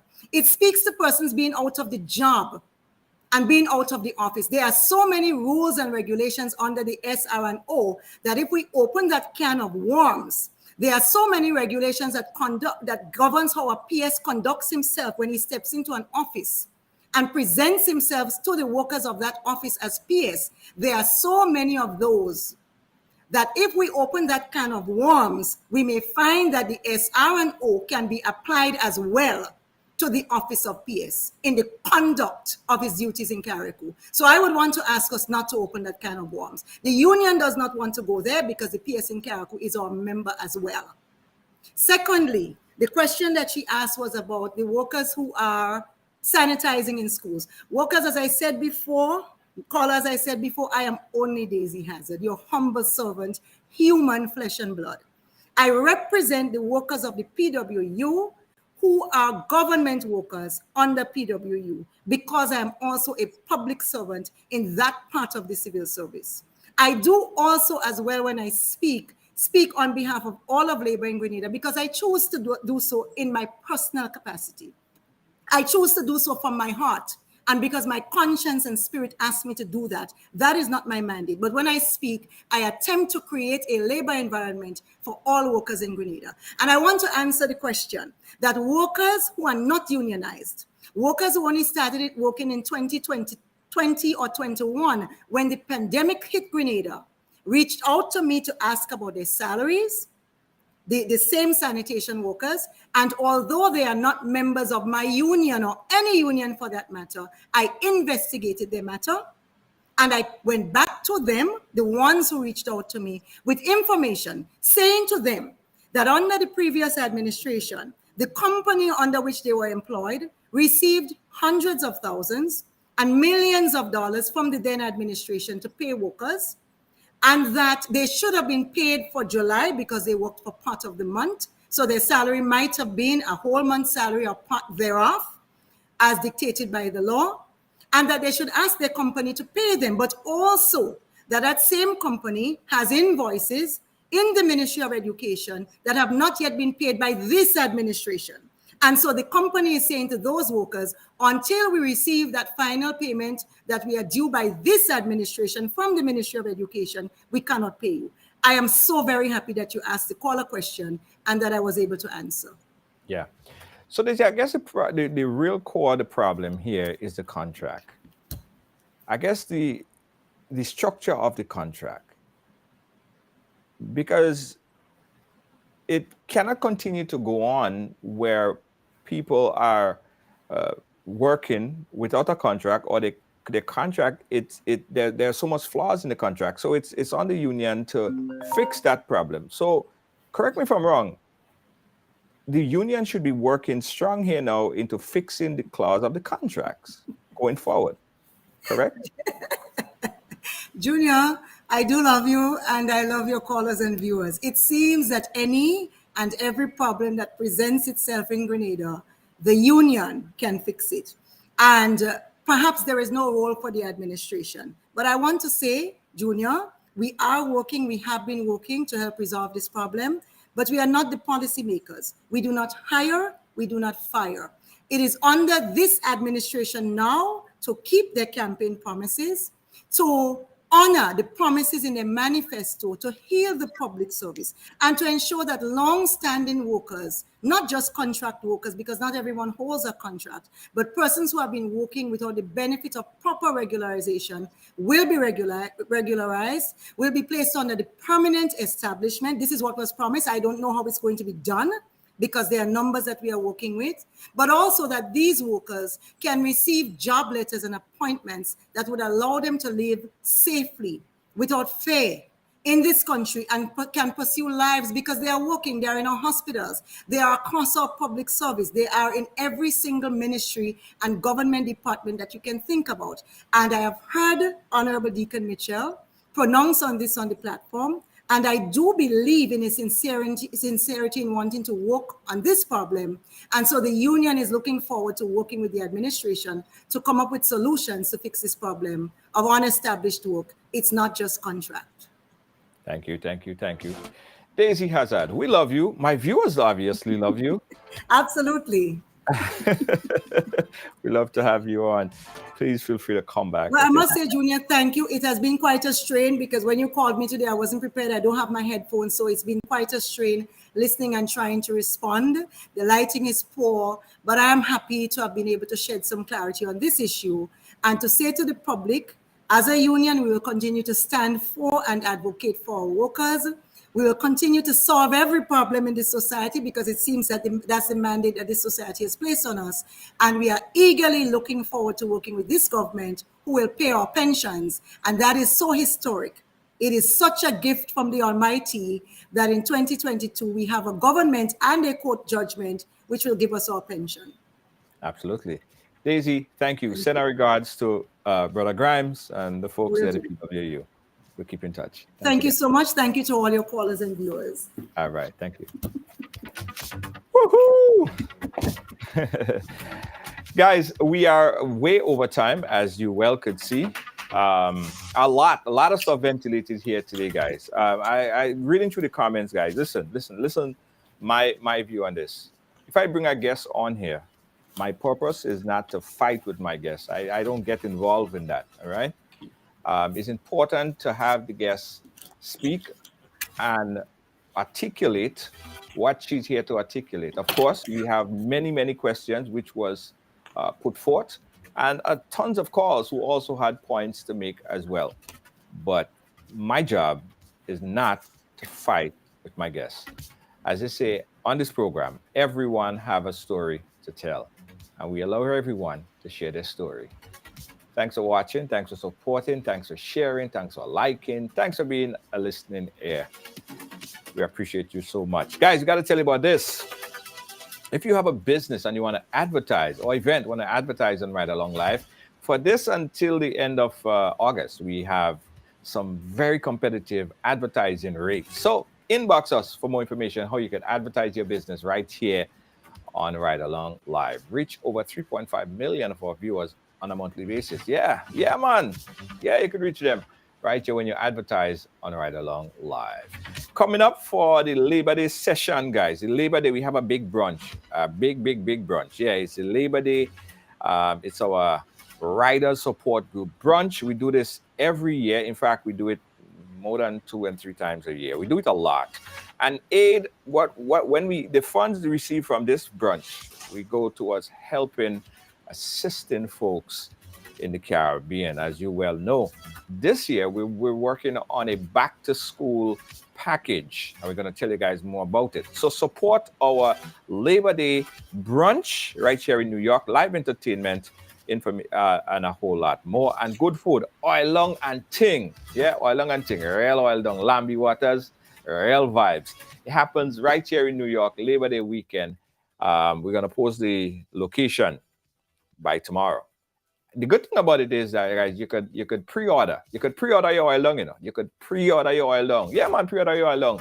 Because you know the oil long does finish quick, right? So we can put the link. You could pre-order your oil long. You could pre-order your lamb. Just pre-order your brunch. Cocoa tea, bacon, saltfish, everything, man. Everything. Everything in full effect. Everything in full effect. So that's our brunch happening Labor Day Sunday right here in New York. Again, guys, we appreciate you and thank you so much for making us your #1 primetime program. On behalf of all our production team here, my executive producer, Lois JJ. In the chat room, we have, of course, the moderator, Kibbs, also moderator Deanne Fraser and Gail Charles, doing such an excellent job on our production and handling all the cameras and handling all the technical part of things here in studio. We have Jacoby George. Big up yourself. Thank you so much. Also, guys, I got to tell you, if you are looking for a production company to live stream whatever event, whether it be a funeral, a service, a concert, what have you, Ride Along Live. Give us a call. We'll give you a really good package to stream your event, whether it's public or private event, funerals, birthday parties, wedding, whatever. We could get it done right here for you on a professional level. Give us a call, 718-701-5720. That's 718-701-5720. My brother Kem Jones is up at 8 o'clock.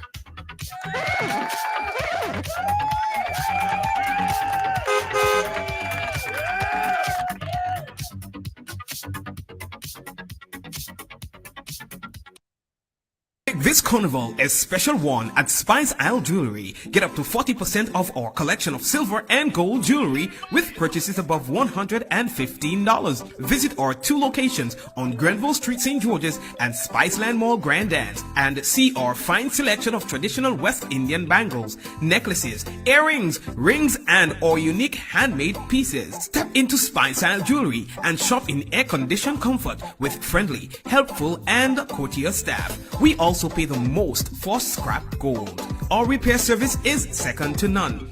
Treat yourself or someone special with something special from Spice Isle Jewelry. Serving you since 1986. Call us on telephone number 440-3155 or 440-6648. Sale ends August 31st. Canadian products are now only a mouse click away at GrenadaMarket.com. Nutmeg and guava jams, jellies and the syrups, world famous nutmeg pain relief spray, black sage, soursop, lemongrass and guavande bar. Ordering is simple and friendly. All major credit cards accepted. Safe, secure shopping guaranteed. GrenadaMarket.com ships your product anywhere in the world. So when you can't go to the island, the products off the island can be sent to you. Just log on to www.grenadamarket.com and experience our quick delivery and homely service. Funeral service serve you with dignity and compassion as you mourn. Every day, we embark on the journey of life, and one day, the journey will end. It's on that day that you can entrust the celebration of life of your loved ones to David Williams Funeral Service. Call 718-291-3823. Export Limited, Toronto, Canada. Shipping barrels and other cargo to Grenada in 3 weeks, including custom clearing and home delivery to anywhere in Grenada. They source, purchase, and ship new and used anything. Call or WhatsApp Eric, aka Greens, on 416-569-9755. That's 416-569-9755. Check us out on Facebook at Green Chicks Export or email us at greenchicksexport@gmail.com.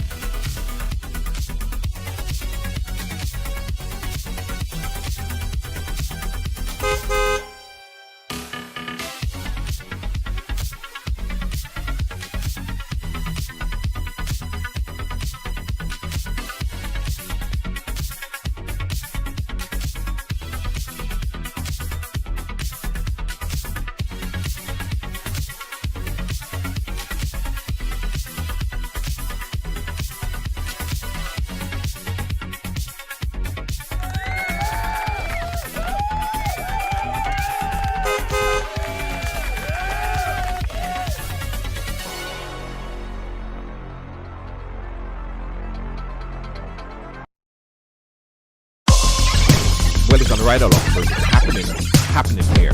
Came over here. What does it mean? You know, I grew up in what I guess you call a typical family. We break all the stories, and that's just a fact. And that's why everyone has a story to tell. Right along.